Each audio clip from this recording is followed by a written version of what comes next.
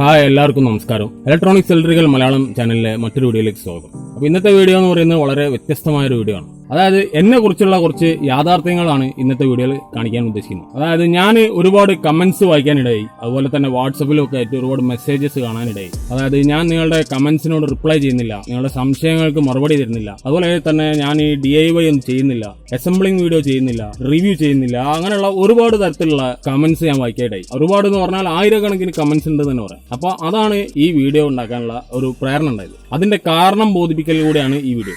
അപ്പോൾ ശരിക്കും പറഞ്ഞാൽ ആ കമന്റ്സിനൊന്നും ഞാൻ പ്രതികരിക്കാത്തത് എൻ്റെ ആ ഒരു ഇൻഫീരിയോറിറ്റി കോംപ്ലക്സ് എൻ്റെ ഉള്ളിലുള്ളതുകൊണ്ടാണ്. ഞാൻ എന്നെ മറച്ചു വെച്ചാണ് ഇതുവരെ വീഡിയോകളിൽ വന്നിട്ടുള്ളത്. ഞാൻ എന്നെ നിങ്ങൾ കണ്ടിട്ടുള്ള ഫുൾ ആ ഷോപ്പൊന്നും ആ ഒരു രൂപത്തിലാണ്. അപ്പോൾ നിങ്ങളെ കാഴ്ചപ്പാടിലുള്ള ആ ഒരാളല്ല ശരിക്കും ഞാൻ. എൻ്റെ യഥാർത്ഥ അവസ്ഥയിൽ നിന്ന് എനിക്ക് ആ ചില കാര്യങ്ങൾ നിങ്ങൾ ആവശ്യപ്പെടുന്ന ചില കാര്യങ്ങൾ ചെയ്യാൻ കഴിയാത്ത അവസ്ഥയായിരുന്നു. അപ്പോൾ അത് മാറ്റി കൊണ്ടുവരാനാണ് ഇപ്പോൾ ഞാൻ ആ പഴയ അവസ്ഥയിൽ നിന്നും മാറി അതിൻ്റെ യാഥാർത്ഥ്യങ്ങൾ നിങ്ങളോട് പറയുന്നത്. അപ്പോൾ എന്തുകൊണ്ടാണ് എങ്ങനെയാണെന്നൊക്കെ പറയുന്നതിന് മുമ്പായിട്ട് ഞാൻ എന്നെ പറ്റി പറയണല്ലോ. അപ്പോൾ എൻ്റെ പേര് അലക്സ് എന്നാണ് നിങ്ങൾക്കറിയാം. പക്ഷെ എൻ്റെ യഥാർത്ഥ പേര് അതല്ല. എൻ്റെ യഥാർത്ഥ പേര് എന്ന് പറഞ്ഞാൽ ആഷ്ലിൻ ഡെന്നിസ് എന്നാണ്. അപ്പോൾ അത് വിളിക്കാൻ വളരെ പ്രയാസമുള്ള പേരായിട്ട് നാട്ടിൽ എൻ്റെ ഫ്രണ്ട്സ് ഇട്ട പേരാണ് അലക്സ് എന്ന് പറയുന്നത്. ആ 4 അക്ഷരമുള്ള ഈ ബാബു എന്നൊക്കെ പറയുന്ന പോലെ 4 അക്ഷരമുള്ള ഒരു പേരിട്ടിട്ട് അലക്സ് എന്ന് വിളിക്കാനുണ്ടായി. അപ്പോൾ എൻ്റെ വീട് കോഴിക്കോട് പൂവാട്ടുപറമ്പ് എന്ന് പറഞ്ഞ സ്ഥലത്താണ്. പൂവാട്ടുപറമ്പ് പെരുവൽ എന്ന ഭാഗത്താണ് എൻ്റെ വീട്. അപ്പോൾ ഞാനിപ്പോൾ വീഡിയോ എടുക്കുന്നത് എൻ്റെ വീട്ടിൽ നിന്നാണ്. വീടിൻ്റെ ഔട്ട്ഡോർ ആണ് ഇപ്പോൾ ഈ കാണുന്നത്. അപ്പോൾ വീഡിയോ വർക്കൊക്കെ വീട്ടിലേക്കാക്കി മാറ്റാനുള്ള കാരണം നിങ്ങൾക്ക് എല്ലാവർക്കും അറിയാമല്ലോ. ഇപ്പോൾ ഈ ലോക്ക്ഡൗൺ ആയതുകൊണ്ട് പുറത്തു പോകാൻ പറ്റില്ല. എത്ര കാലം ലോക്ക്ഡൗൺ ഉണ്ടാവും നമുക്ക് ആർക്കും പറയാൻ പറ്റില്ല. അപ്പോൾ അതുകൊണ്ട് വീട്ടിലാണ് ഇനി എല്ലാ കാര്യങ്ങളും ചെയ്യാൻ തീരുമാനിച്ചത്. ഞാൻ എൻ്റെ ഷോപ്പ് ഉണ്ടായിരുന്നു. മുമ്പത്തെ എല്ലാ വീഡിയോകളിലും ആ ഷോപ്പിൽ നിന്ന് ഞാൻ വീഡിയോ എടുത്തുകൊണ്ടിരുന്നു. ആ ഷോപ്പ് ഞാൻ ഒഴിവാക്കിപ്പോൾ ഷോപ്പ് ഒഴിഞ്ഞു കൊടുത്തു. അതിന് ഒരു പ്രത്യേക സാഹചര്യം ഉണ്ടായപ്പോൾ എനിക്ക് വേറെ വഴിയില്ലായിട്ട് ഒഴിഞ്ഞു കൊടുക്കേണ്ടി വന്നു. അപ്പോൾ പലരും എന്നോട് ഈ ലൊക്കേഷൻ ചോദിക്കുന്നുണ്ട്, ഇപ്പോൾ എവിടെയാണ് വരേണ്ടത്. അപ്പോൾ വരികയാണെങ്കിൽ നിങ്ങൾക്ക് വീട്ടിലേക്ക് വരാം. വീട്ടിൽ നിന്ന് ചെയ്യാൻ പറ്റുന്ന സർവീസുകൾ ഞാൻ ഇവിടുന്ന് ചെയ്യാം. അപ്പോൾ വരാൻ താല്പര്യമുള്ളവർക്ക് ഞാൻ ലൊക്കേഷൻ ഡിസ്ക്രിപ്ഷനിൽ കൊടുക്കുക. അതല്ലാതെ വാട്സപ്പിൽ വന്നാൽ ഞാൻ ലൊക്കേഷൻ തരാം. ഇന്ന് മെയ് 10. ഈ മെയ് 10 എന്ന് പറയുന്നത് എൻ്റെ ജീവിതത്തിലെ വളരെ മറക്കാനാകാത്തൊരു ദിവസമാണ്. അപ്പോൾ ഇന്ന് എന്റെ അമ്മ മരിച്ച ദിവസം. അപ്പൊ എന്റെ അമ്മ എന്ന് പറയുന്നത് നമ്മുടെയൊക്കെ ജീവിതത്തിൽ എല്ലാവർക്കും ഓരോ ഇൻഫ്ലുവൻസ് ചെയ്ത ഒരുപാട് ആളുകളുണ്ടാവും, സപ്പോർട്ട് ചെയ്യുന്ന ഒരുപാട് ആളുകളുണ്ടാവും. അപ്പൊ ആ സപ്പോർട്ട് ചെയ്ത ഒരുപാട് ആളുകളൊന്നും എനിക്കില്ല, 2 വ്യക്തികളേ ഉള്ളൂ. അപ്പൊ അതിലൊന്ന് എന്റെ അമ്മയാണ്. പിന്നെ ഒന്നുള്ളത് എന്റെ ഒരു സുഹൃത്താണ്, സാജൻ എന്ന് പറഞ്ഞ ഒരു സുഹൃത്ത്. അതുപോലെ ഇപ്പോൾ ആദ്യം പറയുന്നത് എന്റെ അമ്മയെ പറ്റി പറയാം. അപ്പൊ എന്റെ അമ്മയാണ് എല്ലാ കാര്യങ്ങൾക്കും എല്ലാവിധ പ്രോത്സാഹനങ്ങളും എല്ലാവിധ സഹകരണങ്ങളും. എന്റെ വിഷമം പറയാനായാലും ഏത് കാര്യത്തിനായാലും എന്റെ അമ്മയോടായിരുന്നു ഞാൻ പറഞ്ഞുകൊണ്ടിരുന്നത്. അപ്പൊ ഇന്ന് എന്റെ അമ്മ മരിച്ചിട്ട് 8 വർഷമായി. ഈ മെയ് 10 അമ്മക്ക് ക്യാൻസർ വന്നിട്ടാണ് അമ്മ മരിച്ചത്. അപ്പോൾ ഏറ്റവും ആശ്രയമായിട്ട് തോന്നിയിട്ടുണ്ടായിരുന്ന ഒരേ ഒരാളുള്ളത് അമ്മയായിരുന്നു. അപ്പോൾ ഇന്ന് അങ്ങനെ ഒരു ഓർമ്മ ദിവസം കൂടിയാണ്. പിന്നെ ഒരാളുള്ളത് എന്റെ ഒരു സുഹൃത്ത് എന്ന് പറഞ്ഞല്ലോ, സാജൻ എന്ന് പറഞ്ഞിട്ട്. അപ്പോൾ അവനാണ് എന്റെ ജീവിതത്തിൽ ഇൻഫ്ലുവൻസ് ചെയ്ത മറ്റൊരാൾ. ഒരുവിധം തകർച്ചയെന്നൊക്കെ എന്നെ ആ ഒരു സംസാരത്തിലൂടെ മാത്രം ആശ്വാസവാക്കുകൊണ്ട് തന്നെ ഒന്ന് സഹകരിച്ച് എന്റെ കൂടെ പ്രവർത്തിച്ച ഒരാളാണ് ഈ സാജൻ എന്ന് പറഞ്ഞ വ്യക്തി. അപ്പോൾ 10-20 വർഷമായിട്ട് എനിക്ക് ആത്മാർത്ഥ സുഹൃത്തുക്കളിൽ ഒരു ആളാണ് ഈ പറഞ്ഞ ആ സാജൻ. അപ്പോൾ അവൻ എന്ന് പറയുന്നത് നല്ലൊരു മെന്ററാണ്, നല്ലൊരു ഇൻഫ്ലുവൻസറാണ്, നല്ലൊരു ഓണ്ടർപ്രണറാണ്. അങ്ങനെ എല്ലാ വിധത്തിലും ഇപ്പോൾ കഴിവ് തെളിയിച്ചുകൊണ്ടിരിക്കുന്ന ഒരാളാണ്. ഒരുവിധം ബിസിനസ് മാർക്കറ്റിംഗിലും അങ്ങനെയുള്ള ഫീൽഡുകളിലൊക്കെ സ്വയം ആ ഒരു കഴിവോട് കൂടി ജനിച്ച ഒരാളാന്ന് പറയാം. അപ്പൊ ഈ ആളാണ് ഒരുവിധം ബിസിനസ് പരമായിട്ട് എന്നെ ഉപദേശിച്ചുകൊണ്ടിരിക്കുന്നത്. അപ്പൊ അങ്ങനെയുള്ള കുറച്ച് കാര്യങ്ങളാണ് എനിക്ക് ഞാനിന്ന് വ്യക്തിയെ പറ്റി പറയാനുള്ളത്. പക്ഷേ ഞാൻ യൂട്യൂബ് തുടങ്ങാനുണ്ടായ സാഹചര്യം വളരെ വളരെ യാദൃശ്ചികമാണ്. അതായത് ഒരു 5 ചാനലിന് ശേഷമാണ് ഇപ്പോൾ ഉള്ള ഈ ഇലക്ട്രോണിക്സ് ചാനലുകൾ. ഒരു 5 ചാനലോളം പലതരത്തിലുള്ള വീഡിയോസ് ഒക്കെ ഇട്ട് അങ്ങനെ വന്ന് അതൊക്കെ കുറെ കോപ്പിറൈറ്റ് ഒക്കെ അടിച്ച്, കുറെ കോപ്പി അടിച്ചൊക്കെ ഇട്ടിട്ട് കോപ്പിറൈറ്റ് ഒക്കെ അടിച്ച് പോയി, ചാനൽ പോയി. പിന്നെ കുറെ ചാനലുകൾ വർക്ക് ചെയ്യാതെ വന്നിട്ട് അത് സ്വയം റീച്ച് ഇല്ലാതെ പോയി. അങ്ങനെയുള്ള കുറെ ചാനലുകൾക്ക് ശേഷമാണ് ഈ ഇലക്ട്രോണിക്സ് ചാനൽ തുടങ്ങി. ഇതിൽ പിന്നെ എനിക്ക് വലിയ ബുദ്ധിമുട്ടില്ല, കാരണം എനിക്ക് അറിയാവുന്ന കാര്യങ്ങൾ മാത്രമാണ് എനിക്ക് ചെയ്യാനുള്ളത്. മറ്റേത് കോപ്പി അടിക്കല്ലേ, ഇതല്ലല്ലോ. ഇത് എനിക്ക് പറയാൻ ഒരു പ്രയാസമില്ല. എനിക്ക് അറിയുന്ന കാര്യങ്ങൾ ഞാൻ നിങ്ങളായിട്ട് ഷെയർ ചെയ്യാമെന്നുണ്ട്. അപ്പോൾ അത് പറയുന്നതിന് വളരെ സിമ്പിൾ ആയിട്ട് എനിക്ക് തോന്നി. അതുകൊണ്ടാണ് അതിങ്ങനെ കണ്ടന്റ് വന്നുകൊണ്ടിരുന്നത്. അപ്പോൾ അങ്ങനെയാണ് ഈ ചാനൽ ഉണ്ടാവാനുള്ള സാഹചര്യം. അപ്പോൾ ഞാൻ ഈ ചാനലിൽ DIY ആയിട്ടോ ബോക്സ് മേക്കിംഗ് ആയിട്ടോ അസംബ്ലിംഗ് ആയിട്ടോ റിവ്യൂസ് ആയിട്ടോ അങ്ങനെയൊന്നും ചെയ്യാൻ അധികം ഇല്ലാത്തത് എന്താണെന്ന് വെച്ചാൽ അത് സാമ്പത്തികമാണ് പ്രശ്നം. സാമ്പത്തികമായിട്ട് മോശമായതുകൊണ്ട് മാത്രമാണ്. ഇൻഫർമേഷൻ ഷെയർ ചെയ്യാന്ന് പറയുന്നത് അതിന് ഒരു ചെലവില്ല. അത് എന്റെ കയ്യിലുള്ള സാധനമാണ്, എനിക്ക് അറിയുന്ന കാര്യങ്ങളാണ്. അത് ഷെയർ ചെയ്ത് തുടങ്ങാന്നുള്ള ഒരു ചാനലായിരുന്നു ഞാൻ ആദ്യം ഉദ്ദേശിച്ചിരുന്നത്. അപ്പോൾ പക്ഷേ പിന്നെ കൂടുതൽ നമ്മളെ എല്ലാ വ്യൂവേഴ്സിനും ആ ഒരു മേക്കിംഗ് വീഡിയോ, ആ ഒരു ഡിസൈനിങ്, അങ്ങനെ അസംബ്ലിങ് അതൊക്കെ താല്പര്യം ഉണ്ടെന്നുണ്ടപ്പോൾ ഞാൻ ആകെ ഒരു മാനസികാവസ്ഥയിലായി. അപ്പോൾ ഇതൊക്കെ ഞാൻ എങ്ങനെ ചെയ്യും, ഇതൊക്കെ ഞാൻ എങ്ങനെ കവർ ചെയ്യും, അപ്പോൾ അവരെ നിങ്ങളുടെ ആവശ്യങ്ങൾ ഞാൻ എങ്ങനെ സാധിപ്പിക്കും. അപ്പോൾ ആ ഒരു ബുദ്ധിമുട്ട്, മാനസികമായ പ്രയാസം എനിക്കുണ്ടായി. കുറെ മാനസികമായിട്ട് ആ വീഡിയോ ചെയ്യുമ്പോൾ തന്നെ എനിക്ക് ഒരു ആത്മവിശ്വാസമില്ല. അപ്പോൾ എന്റെ ആവശ്യക്കാർ ഇങ്ങനെയാണ് കൂടുതലുള്ളത്, പക്ഷെ എനിക്ക് കൊടുക്കാൻ പറ്റുന്നത് ഇത്രയേ ഉള്ളൂ. അപ്പോൾ ആ ഒരു ഇൻഫീരിയോറിറ്റി കോംപ്ലക്സ് ഉണ്ടായിട്ട് ആ ഒരു തരത്തിലാണ് ഞാൻ ഇത്രയും കാലമായിട്ട് വീഡിയോ ചെയ്തുകൊണ്ടിരുന്നത്. അതുപോലെ തന്നെ ആ ഷോപ്പ് ഒഴിവാണ്ടായ കാരണം, ഞാൻ ഷോപ്പ് ഒഴിവായി എന്ന് പറഞ്ഞല്ലോ, അപ്പോൾ അത് ഒഴിവാക്കാനുള്ള കാരണം ഇപ്പൊ ഈ സമയത്ത് അത് ഞാൻ ക്ലോസ് ചെയ്ത് ഒഴിവാക്കി കളയാൻ കാരണം ആ മാസത്തിൽ 8,000 രൂപ റെന്റ് ഉണ്ടായിരുന്നു. അപ്പോൾ അത് കൊടുക്കാൻ ഇനി മുന്നോട്ട് ഒരു സാഹചര്യവും ഞാൻ കാണുന്നില്ല. എനിക്കുള്ള ബാലൻസ് തന്നെ ഒരുപാട് മാസത്തെ വാടക പെൻഡിങ് ആയിരുന്നു. അപ്പോൾ അങ്ങനെയുള്ള ഒരു ദുരിതാവസ്ഥയിൽ ഇനി ഇത് മുന്നോട്ട് കൊണ്ടുപോയാൽ കൂടുതൽ പ്രശ്നങ്ങളിലേക്ക് പോകും. അപ്പോൾ അതുകൊണ്ട് ഏറ്റവും ബെസ്റ്റ് ഓപ്ഷൻ എന്ന് പറയുന്നത് അത് ഒഴിവാക്കുക എന്നുള്ളത്. അപ്പോൾ അങ്ങനെയാണ് അത് ചെയ്തത്. അത് ഒഴിവാക്കിയതുകൊണ്ട് എനിക്ക് മാസം 8,000 രൂപ ഇനി കൊടുക്കണ്ട.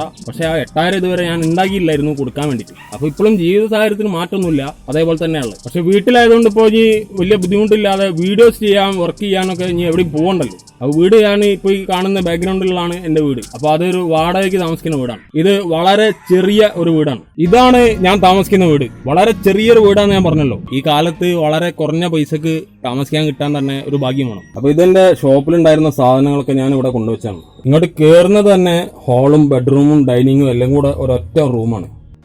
അതിനോട് അടുത്തുകൊണ്ട് തന്നെ വളരെ ചെറിയൊരു അടുക്കള ഉണ്ട്. പിന്നെ കയറി വരുന്നിടത്താണ് ഈ അടുത്ത ഭാഗത്ത് എന്റെ റൂമാണ്. ഈ എഡിറ്റ് ഒക്കെ ചെയ്യുന്ന ഈ റൂമിൽ വെച്ചാണ്. അപ്പൊ കുറഞ്ഞ വാടകയിൽ താമസിക്കാനുള്ള കാരണം അതാണ്. എനിക്ക് ആ സാമ്പത്തികമായിട്ട് പ്രശ്നങ്ങളുണ്ട്. നമുക്ക് എത്ര വരണോ അതിനനുസരിച്ചുള്ള ചെലവായിട്ട് വേണം ജീവിക്കാൻ. അല്ലാച്ചാൽ നമ്മൾ കൂടുതൽ കടപ്രശ്നത്തിലേക്ക് പോകും. അപ്പൊ അത് ഒഴിവാക്കാൻ ഇങ്ങനെയുള്ള ചെറിയ സെറ്റപ്പ് ഒക്കെയാണ് താൽക്കാലികമായിട്ട് ആശ്വാസം. ഭാവിയിൽ എന്തെങ്കിലും മെച്ചങ്ങളൊക്കെ നമ്മൾ നിങ്ങളെ സഹകരണം കൊണ്ടൊക്കെ ചാനലിൽ നിന്ന് ഉണ്ടായാൽ നമുക്ക് നല്ല വീടുകളിലേക്ക് മാറണം എന്നൊക്കെ താല്പര്യമുണ്ട്. അപ്പോൾ ഇവിടെ ഞാൻ എന്റെ വൈഫും എന്റെ 2 കുട്ടികളായിട്ടാണ് ഇവിടെ താമസിക്കുന്നത്.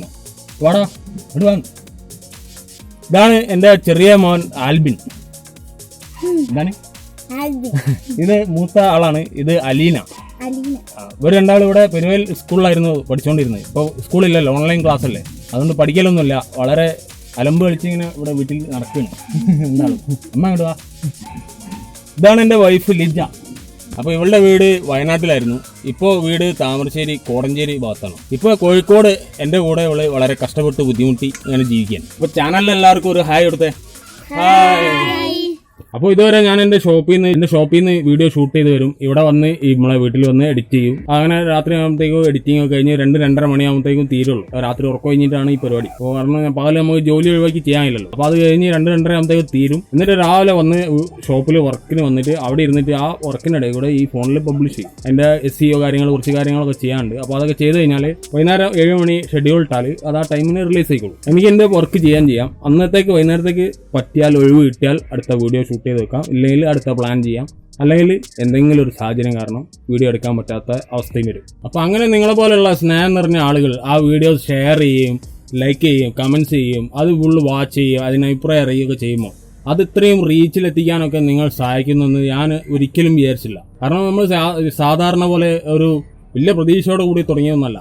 ഇങ്ങനെ ആവണം, ഇങ്ങനെ ഹിറ്റടിക്കണം, വൈറലാവണം, അങ്ങനെയുള്ള ഒരു ഉദ്ദേശത്തോടു കൂടി ഒരു വീഡിയോ പോലും ഞാൻ ചെയ്തിട്ടുണ്ടാവില്ല. പക്ഷേ അത് എത്രയോ നിങ്ങളുടെ സഹകരണം കൊണ്ടും നിങ്ങളുടെ സ്നേഹം കൊണ്ടും ഒക്കെ ഞാൻ ഒരു 17,500 സബ്സ്ക്രൈബേഴ്സ് എത്തി നിൽക്കുകയാണ് ഇപ്പോൾ.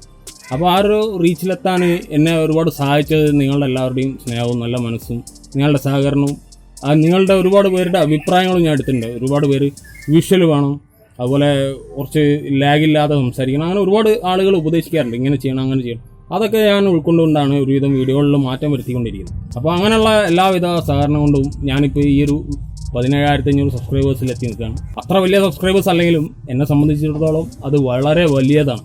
അപ്പോൾ ഞാൻ തുടങ്ങിയ കാലത്ത് നിങ്ങൾ കണ്ടിട്ടുണ്ടാവും, ഞാനൊരു നീല പെയിന്റ് അടിച്ച ഒരു ചെറിയൊരു റൂമിൽ കോണിക്കൂടായിരുന്നത്. അതൊരു ഷട്ടർ റൂം കോണിക്കൂടായിരുന്നു. അതിനുള്ളിൽ വെച്ചാണ് വീഡിയോ എടുത്തുകൊണ്ടിരുന്നത്. അപ്പോൾ അതിനകത്ത് വെച്ച് ഞാൻ എടുത്തുകൊണ്ടിരുന്ന ആദ്യത്തെ എൻ്റെ വീഡിയോ ഷൂട്ട് ചെയ്ത ഫോണാണ് ഈ കാണുന്നത്. അപ്പോൾ ഇതിന്റെ കോലം നിങ്ങൾ കണ്ടല്ലോ, ഇത് അന്നും ഇന്നും ഒരേപോലെയാണ്. അന്നും ഇങ്ങനെ തന്നെ ആയിരുന്നു. ഇതിപ്പോൾ ഡെഡാണ്, ഇപ്പോൾ വർക്ക് ചെയ്യുന്നില്ല. അപ്പോൾ ഇതിനകത്ത് നിങ്ങൾക്ക് ഇവിടെ ഒരു എമോജി പോലെ കാണാം. അപ്പോൾ അതെന്താണെന്ന് വെച്ചാൽ എനിക്ക് ആദ്യം ഈ ക്യാമറ ലെൻസ് നോക്കി സംസാരിക്കാൻ കുറച്ച് പ്രയാസം ഉണ്ടായിരുന്നു. ഇതിന്റെ കണ്ണ കണ്ടൊക്കെ പോകും. അപ്പോൾ അത് ഒഴിവാക്കാൻ വേണ്ടി ഞാൻ ചെയ്തൊരു മാർക്കാണ് ഈ എമോജി. അപ്പോൾ ആ എമോജി നോക്കി സംസാരിക്കുക, അപ്പോൾ കറക്റ്റ് ലെൻസിലേക്ക് ഇങ്ങനെ പോകും. അപ്പോൾ അങ്ങനെയാണ് ഞാൻ സ്റ്റാർട്ട് ചെയ്തത്. ഇതിനകത്ത് 720 ആണ് ഇതിന്റെ മാക്സിമം റെസൊല്യൂഷൻ. അപ്പോൾ അന്നത്തെ വീഡിയോ ഒക്കെ ക്ലാരിറ്റി കുറവാണെന്ന് എല്ലാവരും അഭിപ്രായപ്പെട്ടിട്ടുണ്ടാവും. അപ്പോൾ അതിന് കാരണം ഇതിന്നൊക്കെ എടുത്ത വീഡിയോസിന് അത്ര ക്ലാരിറ്റി ഉണ്ടാവുള്ളൂ. അത് എഡിറ്റിങ്ങും കാര്യങ്ങളൊക്കെ കഴിഞ്ഞ് ആ ഒരു ക്വാളിറ്റി ഇല്ലാത്ത വീഡിയോസാണ് ആദ്യകാലത്ത് ഉണ്ടായിരുന്നത് തന്നെ. പിന്നീട് അത് ഡെഡായപ്പോൾ ഞാൻ മറ്റൊരു മൈക്രോമാക്സിലേക്ക് മാറി.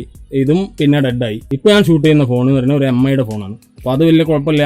അത് അത്യാവശ്യം ക്ലാരിറ്റിയും ഫുൾ HD ഒക്കെ റെസൊല്യൂഷനുള്ള ഒരു ഫോണാണ്. അപ്പോൾ അത് വെച്ചാണ് ഇപ്പോൾ കാര്യങ്ങളൊക്കെ ചെയ്യുന്നത്. അതുകൊണ്ടായിരിക്കാം ഇപ്പോൾ ചിലർ ക്ലാരിറ്റി വലിയ കുഴപ്പമില്ല എന്ന് അഭിപ്രായപ്പെട്ടിട്ടുണ്ട്. എന്നാലും കൂടുതൽ നന്നാക്കാൻ തന്നെയാണ് എൻ്റെ ആഗ്രഹം. അപ്പോൾ അതിനും തടസ്സം നമ്മളുടെ സാമ്പത്തികം തന്നെയാണ്. പിന്നെ ഞാൻ എഡിറ്റ് ചെയ്യുന്നത് ഒരു ലാപ്ടോപ്പിലാന്ന് പറഞ്ഞല്ലോ. ആ ലാപ്ടോപ്പ് എന്ന് പറഞ്ഞാൽ ഒരു വളരെ വെറൈറ്റി ആയിട്ടുള്ള ഒരു ലാപ്ടോപ്പാണ്. അപ്പൊ ഇതാണ് ഞാൻ പറഞ്ഞ ആ അടിപൊളി ലാപ്ടോപ്പ്. അപ്പൊ ഇത് 3 വർഷം മുമ്പ് ഞാൻ എൻ്റെ സുഹൃത്തിനോട് വാങ്ങിയതാണ്. പക്ഷേ ഇപ്പോ ഇതിന്റെ കീബോർഡും ലാപ്ടോപ്പിന്റെ ഡിസ്പ്ലേയും എല്ലാം അതിന്റെ ബാക്ക് ലൈറ്റ് ഒക്കെ പോയി കംപ്ലൈന്റ് ആയി കിടക്കുക. അപ്പോൾ അത് കാരണം ഞാൻ മറ്റൊരു ഡിസ്പ്ലേ ഇതുപോലെ വെച്ചിട്ട് ഉപയോഗിക്കുകയാണ്. ഇങ്ങനെയാണ് ഇപ്പോൾ ഞാൻ ഇതിന്റെ എഡിറ്റിംഗും കാര്യങ്ങളൊക്കെ ചെയ്യുന്നത്. ഈ പി സി ഒരു 12 കോർ 3 GB റാം ഉള്ള ഒരു പി സി ആണ്. അപ്പൊ ഇതിനകത്താണ് ഞാൻ മുൻപ് പറഞ്ഞ ആ സൗണ്ട് ബാർ വീഡിയോയുടെ ഹാർഡ് ഡിസ്ക് അടിച്ചു എന്ന് പറഞ്ഞത് ഈ ലാപ്ടോപ്പാണ്. അപ്പൊ നിങ്ങൾക്ക് കണ്ടാൽ മനസ്സിലാവും അതിന്റെ ഒരു കോലം എടുക്കുന്നത്. അതെങ്ങനെയാ വെച്ചാല് അത് പൊട്ടി ഇതിന്റെ ഈ ഇഞ്ചസ് ഒക്കെ പൊട്ടിപ്പോയതാ. അപ്പൊ അതാണ് ചാരി വെച്ചിട്ട് അതിന്റെ അകത്ത് കണക്ട് ചെയ്താണ് ഒക്കെ ഉപയോഗിക്കുന്നത്. അപ്പൊ ഇത് എഡിറ്റ് ചെയ്തെടുക്കുക ഇതിനകത്തുനിന്ന് ഇതിന് വളരെ സ്ലോ ആണ് എഡിറ്റിംഗ് ഒക്കെ. അപ്പോൾ എഡിറ്റ് ചെയ്തെടുക്കാൻ ഒരുപാട് സമയം എടുക്കും.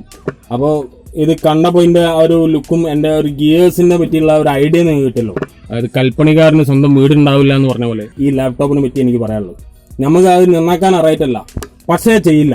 അതാണ് എന്റെ സ്ഥിതി. അങ്ങനെയാണ് ഒരുവിധം മെക്കാനിക്കുകളുടെ ഒക്കെ സാധനം ഉണ്ടാവുക എന്നാണ് ഞാൻ കണ്ടിട്ടുള്ളത്. പക്ഷേ ഈ അവസ്ഥകളിലൊക്കെ വെച്ചിട്ട് ഞാൻ വീഡിയോസ് എടുക്കാൻ തുടങ്ങിയത് എനിക്ക് വീഡിയോസ് ഉണ്ടാക്കാൻ ഭയങ്കര താല്പര്യമാണ്. എഡിറ്റ് ചെയ്യുക, വീഡിയോസ് എടുക്കുക, ഷൂട്ട് ചെയ്യുക, അതൊക്കെ എനിക്ക് ഭയങ്കര ഇൻട്രസ്റ്റിംഗ് ഉള്ള കാര്യങ്ങളാണ്. അങ്ങനെയാണ് ഞാൻ ആ വീഡിയോസ് എടുക്കുന്നതിന് താല്പര്യം വന്നത്. അപ്പോൾ ഇനിയുള്ള കാലത്തും ചിലപ്പോൾ എല്ലാവർക്കും അങ്ങനെയുള്ള ഓൺലൈൻ വഴിയെ ഒരുവിധം ജീവിക്കാനുള്ള മാർഗങ്ങൾ കണ്ടെത്തേണ്ടി വരും. കാരണം നേരിട്ടുള്ള വർക്ക് ചെയ്യുന്ന സാഹചര്യങ്ങളൊക്കെ കുറേയൊക്കെ ഇല്ലാതായി വരികയാണ്. ഉള്ള സെയിലും ഉള്ള ജോലികളൊക്കെ കുറഞ്ഞു വരുന്ന ഒരു കാലമാണ്. അതുകൊണ്ട് തന്നെ നമ്മൾക്ക് ഇപ്പോൾ എനിക്ക് എൻ്റെ ഇലക്ട്രോണിക്സ് ഫീൽഡിലുള്ള ആളുകൾക്ക് ചിലപ്പോൾ മനസ്സിലാവും ഒരു ടി വി എന്നാക്കി എത്ര കിട്ടും. അപ്പോൾ ആ ടി വി കിട്ടുന്നത് ഒരു ദിവസം 2000 രൂപ കിട്ടുന്നതായിരിക്കും. ഒരു 4-5 വർക്ക് കിട്ടി നമുക്ക് ഒരു ദിവസം 2000 അല്ല 1500 രൂപ കിട്ടി. അടുത്ത ദിവസം പിന്നെ ഒരു 4 ദിവസത്തേക്ക് കിട്ടുക 100 മുതൽ 500 ഇടയിലായിരിക്കും ഡെയിലി വർക്ക് ഉണ്ടെങ്കിൽ. ചിലപ്പോൾ അതും കിട്ടിയില്ല എന്ന് വരും. അപ്പോൾ ഈ 2000 രൂപ നമ്മൾ കിട്ടി കഴിഞ്ഞാൽ എൻജോയ് ചെയ്യാൻ കഴിയില്ല. നമ്മൾ അത് എടുത്തു വെക്കണം. ആ ഒരു 4 ദിവസം കഴിഞ്ഞ് ഇനി ഒരു 2000 1500 കിട്ടണം. ചിലപ്പോൾ 4 ദിവസം കഴിഞ്ഞാലും കിട്ടിയില്ല. ഒരുവിധം മെക്കാനിക്കുകൾക്കൊക്കെ ആ ഒരു അഭിപ്രായം ഉണ്ടാവും, ആ ഒരു അവസ്ഥ ഉണ്ടാവും. അപ്പൊ അവർക്ക് മനസ്സിലാവും, കേട്ടാ മനസ്സിലാവും വലിയൊരു തിളങ്ങിയിട്ട് ആരും വന്നില്ല ഈ ഒരു ഫീൽഡിൽ. അപ്പോൾ ഞാൻ ഇത്രയും പറഞ്ഞു വന്നതും ഈ കാണിച്ചതൊക്കെ എന്തിനാന്നുള്ളത് മനസ്സിലായല്ലോ.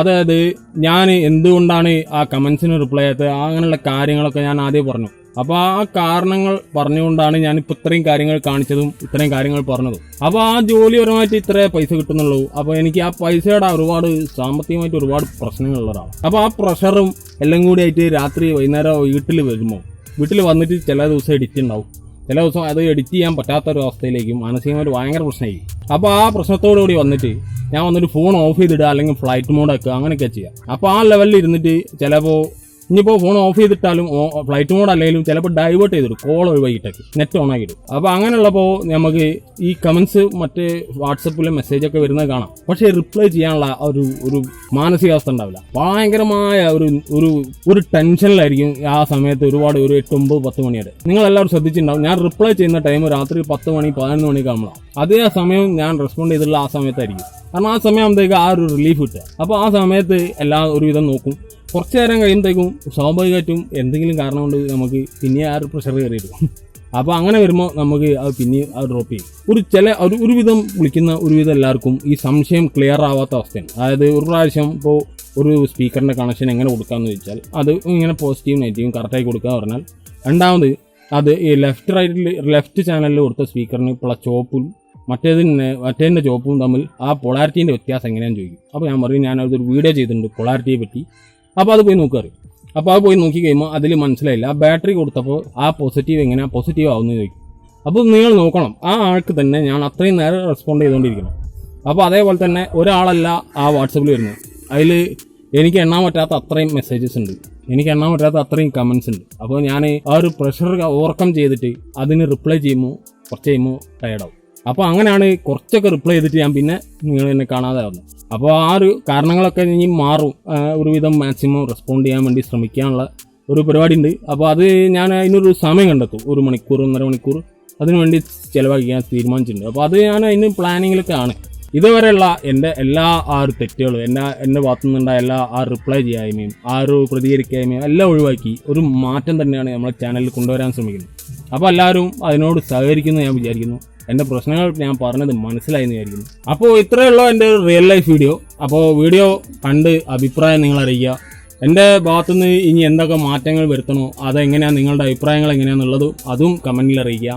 അപ്പോൾ അത് ഭാവിയിലുള്ള വീഡിയോസിൽ അത് എനിക്ക് ഉപയോഗിക്കാൻ പറ്റും. അതിനെപ്പറ്റിയുള്ള അത് ഉപയോഗിച്ച് ഇംപ്ലിമെൻ്റ് ചെയ്ത് വരുമ്പോൾ നമുക്ക് ഒരുപാട് മാറ്റങ്ങൾ വരും. കാരണം വാങ്ങാൻ പൈസ ഇല്ലാത്തതുകൊണ്ടാണ് ഒന്നും DIY ചെയ്യാത്ത ഞാൻ പറഞ്ഞല്ലോ. അപ്പോൾ അത് ഓവർകം ചെയ്താൽ ഒരുപാട് വെറൈറ്റി ആയ കാര്യങ്ങൾ എനിക്ക് ചെയ്യാനുണ്ട്. എനിക്ക് ചെയ്യാൻ ഉള്ളത് എനിക്ക് പറഞ്ഞറിയാൻ കഴിയാത്ത അത്രയും കാര്യങ്ങളാണ്. അപ്പോൾ അത്രയും ഐഡിയാസ്, അത്രയും ഡ്രീം ഉണ്ട് എനിക്ക്. അപ്പോൾ ആ ഡ്രീമൊന്നും ചെയ്യാൻ പറ്റാതെ ഒതുങ്ങിയോടെ അങ്ങനെ നിൽക്കുകയാണ്. നമുക്ക് നമ്മളുടെ ഒരു ഡ്രീം ഉണ്ട്. ആ ഒരു ഡ്രീം എന്ന് പറയുന്നത് ഒരു പ്രോഡക്റ്റാണ്. അപ്പോൾ അത് ഭാവിയിൽ നമുക്ക് അനൗൺസ് ചെയ്യാനുള്ള ഒരു പ്രോഡക്റ്റാണ്. അത് അതിനെ പറ്റിയുള്ള കൂടുതൽ ഡീറ്റെയിൽസ് നമുക്ക് മറ്റ് വീഡിയോകളിൽ ഇതിനെ പറ്റിയുള്ള മൂവ്മെന്റ് ഉണ്ടാകുമ്പോൾ അറിയിക്കാം. അപ്പോൾ അതിൽ നമുക്ക് ഓഡിയോപരമായിട്ടുള്ള ഒരുപാട് വെറൈറ്റി ആയ ഇന്നോവേറ്റീവായ പ്രോഡക്ട്സ് ആയിരിക്കാം വരാൻ സാധ്യത. ആ ആഗ്രഹത്തോടു കൂടിയാണ് എല്ലാം ഡ്രോപ്പ് ചെയ്ത് എല്ലാം ഒഴിവാക്കി നഷ്ടം വന്നത് നേട്ടാനുള്ള ശ്രമങ്ങളൊക്കെ നടത്തുകൊണ്ടിരിക്കുന്നത്. വീഡിയോ കണ്ട് എല്ലാവരും അഭിപ്രായം അറിയിക്കുക. കൂടുതൽ ടെക് വീഡിയോസ് കാണാൻ താല്പര്യമുള്ളവർ ചാനൽ സബ്സ്ക്രൈബ് ചെയ്യുക. മറ്റൊരു വീഡിയോയിൽ കാണാം.